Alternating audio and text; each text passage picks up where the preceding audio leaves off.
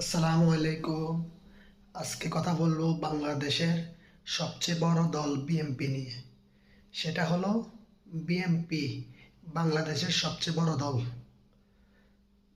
BNP যে পরিমাণ সমালোচনা হচ্ছে শেখ হাসিনা যাওয়ার পরে, যে পরিমাণ মানুষ বিএনপির সমালোচনা করছে, তাইতে আমি একটা জিনিস বুঝেছি, বিএনপিকে ধ্বংস করার জন্য একটি মহল লেগেছে। কেন এ কথা বলেছি?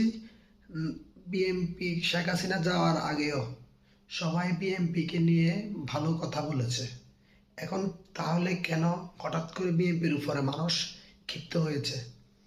এর মূল কারণ হলো বিএনপিতে কিছু বহিরাগত সন্ত্রাসী চাঁদাবাজ এরা ভর করেছে। বিএনপির ভিতরে এরা এসে ঢুকেছে। এরা আগে ছিল শেখ হাসিনার সাথে থেকে এ দেশের মানুষকে কষ্ট দিয়েছে, এখন এসে ঢুকেছে বিএনপির সাথে। কিন্তু প্রকৃতপক্ষে বিএনপি যারা করে, বিএনপির নেতাকর্মী আছে, তারা সব সময় নির্যাতনের শিকার হয়েছে। এটা বাংলাদেশের মানুষ সবাই স্বীকার করে।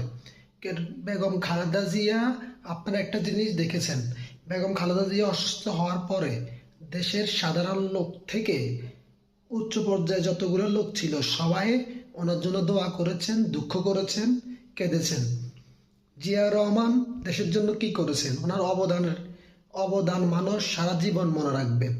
জিয়া রহমান বিএনপিকে নিয়ে কত সুন্দর করে বিএনপিটা সাজিয়েছেন। তাহলে আজকে দেখুন এরা কি করতেছে। আসলে বিএনপি নেতা কর্মীরা গত সরকারের আমলে, যে সরকার গিয়েছে তাদের আমলে এই ঠিক মতো রাতে বাসায় ঘুমাইতে পারে না। এটা আমাদের সামনে আমরা দেখেছি, আমরা বুঝেছি। আমরা সবাই শেখ হাসিনা যাওয়ার আগে বিএনপির সাথে ছিলাম।